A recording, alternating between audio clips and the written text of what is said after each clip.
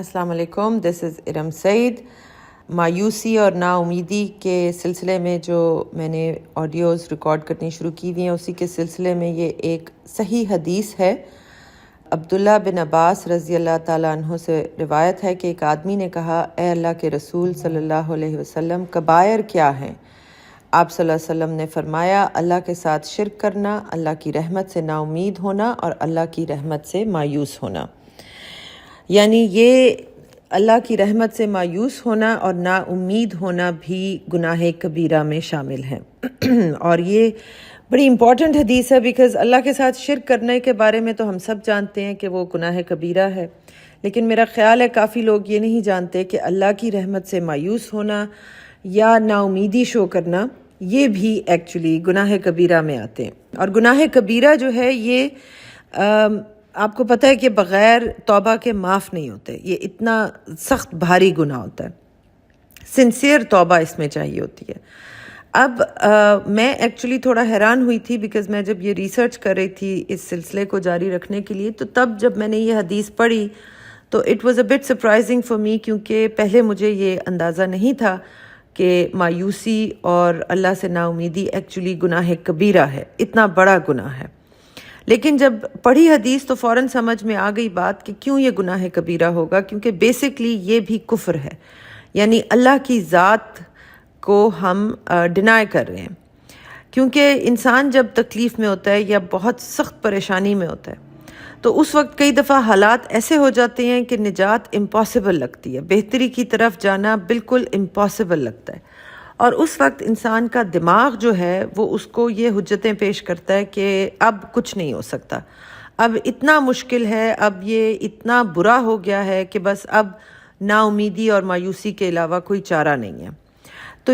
گویا ہم اللہ کی ذات جو کہ لمٹ لیس ہے، اللہ کی رحمت جو کہ لمٹ لیس ہے، ہم اس کو لمٹ لگا دیتے ہیں کہ اللہ کی ذات نعوذ باللہ لمیٹڈ ہے، یا اللہ کی دسترس جو ہے وہ لمیٹڈ ہے، یا اللہ کی رحمت لمیٹڈ ہے، نعوذ باللہ۔ اور یہاں پہ ہم کفر کر جاتے ہیں، کیونکہ بہرحال اللہ کی ذات کے علاوہ ہم کسی بھی اور دنیا کی چیز یا دنیا کی شخص سے اگر امیدیں لگائیں گے جو کہ بہرحال فانی ہے، جو کہ بہرحال لمیٹڈ ہے، جو بھی ہو، دنیا کا کوئی شخص ہو، دنیا کی کوئی چیز ہو، وہ لمیٹڈ بھی ہوگی، وہ فانی بھی ہوگی، لیکن اللہ کی ذات ان لمیٹڈ ہے اور وہ فانی نہیں ہے۔ اسی لیے اللہ تعالیٰ نے کہا ہے کہ اپنی ہر امید میرے ساتھ لگاؤ، جد و جہد کرنے سے پہلے اپنے فیتھ کو ٹھیک کرو، اپنے فیتھ کو درست کرو۔ پہلے ہمیں اللہ پہ ایمان، اللہ کے اوپر فیتھ، کمپلیٹ بھروسہ کرنا ہوگا، اس کے بعد ایکشن لیں گے ہم۔ Action that is divide of faith, یعنی ایکشن جس کے پیچھے فیتھ نہیں ہے، تو وہ ایکشن آپ کو زیادہ دور تک لے کے نہیں جا سکتا، اور پھر اسی ایکشن کے فیل ہونے پہ انسان نا امید ہو جاتا ہے۔ اگر فیتھ ہے اور ایکشن لیا اور ایکشن میں وہ نتیجہ نہیں نکلا جو ہم سوچ رہے تھے، تو پھر بھی ہم نا امید نہیں ہوتے، کیونکہ فیتھ اللہ پہ ہوتا ہے، وہ اپنی جگہ برقرار رہتا ہے، اور انسان کہتا ہے کہ ہاں ٹھیک ہے، ابھی نتیجہ وہ نہیں نکلا جو میں چاہتا تھا یا چاہتی تھی، لیکن میرے رب کی مرضی، میرا رب بہت کارساز ہے، وہ بہت پاورفل ہے، مے بی ابھی ٹائم ٹھیک نہیں ہے، مے بی ابھی کوئی اور لیسنز اللہ نے سکھانے ہیں، جب وقت ٹھیک ہوگا، جب ٹائم ٹھیک ہوگا، جس طرح اللہ چاہے گا، جب چاہے گا، جس کے تھرو چاہے گا، وہ یہ نتیجہ ڈیلیور کرے گا، اگر اس کی اس میں مرضی ہے۔ اور اگر اللہ کی رضا اس میں نہیں ہے تو بھی ہم سر اپنا جھکاتے ہیں اللہ کی رضا کے آگے، کیونکہ اللہ ہی بہرحال بہتر جانتا ہے، ہم بہتر نہیں جانتے۔ تو یہ وہ تمام تھاٹ پروسیسز ہوتی ہیں جو ایک ایمان والے دل کو مایوسی اور نا امیدی کی طرف جانے سے روکتی ہیں، اور اسی میں ہمارا فائدہ بھی ہے، کیونکہ جیسے ہی ہم نا امیدی اور مایوسی کی طرف گئے،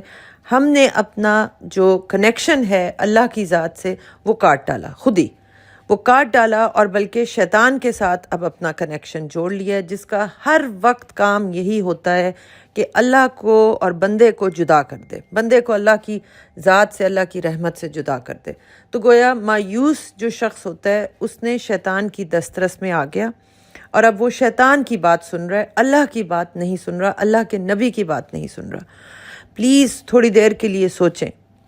یہ جو ریاست مدینہ بنانے ہم چلے تھے، یہ جس ریاست کی ہم تشبیہ دے رہے ہیں وہ ایک دن میں بن گئی تھی کیا؟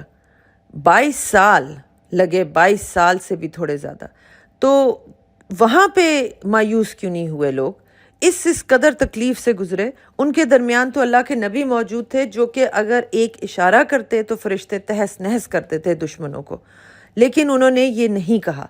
انہوں نے یہی کہا کہ شاید ان میں سے کوئی کچھ عرصے بعد بہتری کی طرف آئے، اور آئے، بہت سے لوگ آئے. انتہائی تکلیف، ایسی سچویشنز میں اللہ کے نبی کے اپنے درمیان ہونے کے باوجود مسلمانوں نے ایسی سچویشنز فیس کی کہ جہاں پہ بالکل لگتا تھا کوئی اب چارہ نہیں بن پائے گا، اور پھر اللہ کی مدد آتی تھی. یہ سچویشنز بہت ضروری ہوتی ہیں کیونکہ ہم سب انسان ہیں، ہم سب کہیں نہ کہیں غلطی کر جاتے ہیں. اپنی امیدیں ہم کسی شخص کے ساتھ یا کسی چیز کے ساتھ یا کسی واقعے کے ساتھ کہیں نہ کہیں ہم جوڑ لیتے ہیں، اور پھر اللہ تعالیٰ ہمیں جھنجھوڑتا ہے کہ نہیں، میرے علاوہ تم کسی کے ساتھ اس طرح کی امیدیں نہیں لگا سکتے، اور میں ہی ہوں جو تمہاری ان امیدوں کو، تمہاری خواہشات کو پورا کرنے کی طاقت رکھتا ہے. یہ اللہ کا بہت کرم ہوتا ہے کہ ہمیں وہ جھنجھوڑتا ہے، اور اس وقت بہت ضروری ہے کہ اسی وقت توبہ کر کے واپس اللہ کی طرف اپنا رخ موڑیں، واپس اللہ کے آگے سجدہ کریں اور توبہ کریں اپنے اس گناہ کی کہ یا اللہ، میں نے کسی اور کو شاید اپنا حامی و ناصر سمجھ لیا تھا، لیکن اصل حامی و ناصر صرف تو ہے. جس بندے کو سمجھا تھا وہ بھی اللہ ہی کا غلام ہے، وہ بھی اللہ ہی کے آگے جھکتا ہے، تو پھر اللہ سے نا امیدی کیسی؟ تو پلیز یہ میری ایک درخواست ہے کہ اس وقت جو نا امیدی، مایوسی کا ماحول پھیلا ہوا ہے، جس کی وجہ سے لوگ آپس میں بٹے ہوئے ہیں، یہ مسلمانوں کا شیوا نہیں ہے. یہ ریاست مدینہ کے جو لوگ تھے ان کا یہ شیوا نہیں تھا. تو لہٰذا پلیز اس وقت اپنی آنکھیں کھولیں، اپنے دلوں کو دوبارہ سے صاف کریں، ایک دوسرے سے جو بغض پیدا ہوا ہے وہ نکالیں. ہم سب ایک ہیں، ہم سب پاکستانی ہیں، اور پاکستان اسلام کے نام پہ بنا تھا. ہمیں یہ ہرگز زیب نہیں دیتا کہ ہم اس طرح کی باتیں کریں. اور پلیز یہ میسیجز کو جتنا پھیلا سکتے ہیں پھیلائیں، کیونکہ اس وقت مجھے جو نظر آ رہا ہے کلیئرلی کہ شیطان کے قبضے میں بہت سے لوگوں کی سوچ اس وقت آ چکی ہوئی ہے. مشکلات آ رہی ہیں، آئیں گی، آتی رہیں گی، یہی دنیا کا نظام ہے. جو میں نے پہلے بھی کہا تھا کہ انشاءاللہ میرا رب چاہے گا تو پاکستان دنیا کی بہترین قوموں میں سے ایک ہوگی. کیا فرق پڑتا ہے کہ اس وقت نہیں ہے؟ آپ لوگ صرف، میں دیکھ رہی ہوں بہت سے لوگ یہ میسیجز لگا رہے ہیں، بنگلہ دیش ہم سے آگے نکل گیا، انڈیا کتنا آگے نکل گیا، ہم پیچھے رہ گئے. ارے تو ابھی رہ گئے نا، تو پھر ہمت پکڑیں اور دوبارہ کھڑے ہوں، اور اس ملک کو وہاں لے کے چلیں جہاں اللہ تعالیٰ انشاءاللہ اس کو لے کے جانا چاہتا ہے. یہ ہمارے اوپر ہے، بجائے اس کے کہ دوسروں کو بلیم کریں، کیونکہ ایگو سب سے پہلے جب تکلیف ہوتی ہے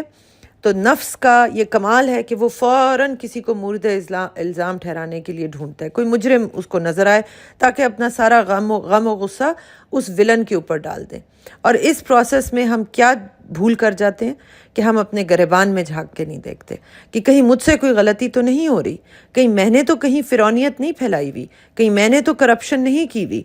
اپنی ذات کو اچھی طرح سے جانچنا پڑتا ہے، کیونکہ کوئی بھی ملک اس طرح سے ڈاؤن فال میں نہیں جاتا جب تک کہ اس کی قوم کی اکثریت